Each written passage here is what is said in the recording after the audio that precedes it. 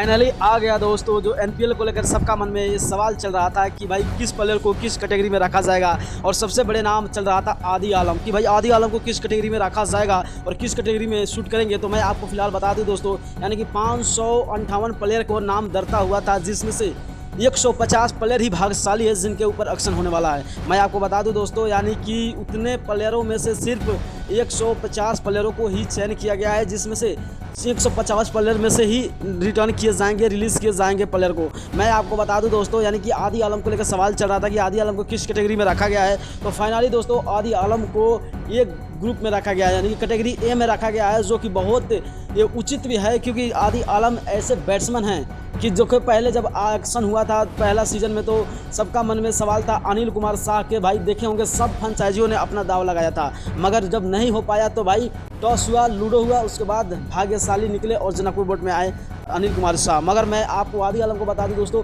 उसी तरह सेम आदि आलम के साथ भी होने वाला है, क्योंकि ये सीजन 2 में आदि आलम के ऊपर शायद सब फ्रेंचाइजी अपना दाव लगा सकते हैं, यानी कि आजमा सकते हैं उनको खरीदने के लिए, अपने आने के लिए। मगर किसके भाग्य में आदि आलम लिखे होंगे शायद एक वक्त आने पर ही पता चलेगा। मगर ये तो है जो कैन ने फैसला किया, मैनेजमेंट ने फैसला किया, एनपीएल संचालन ने फैसला किया कि आदि आलम को ग्रुप ए शूट करता है, तो सही बात है, क्योंकि आदि आलम ए ग्रुप में शूटिंग करते हैं। आप लोग क्या राय क्या है इसके खबर पे, अपना राय जरूर कमेंट कीजिएगा। अगर नए हो तो चैनल को सब्सक्राइब करके पेज जरूर फॉलो कीजिएगा।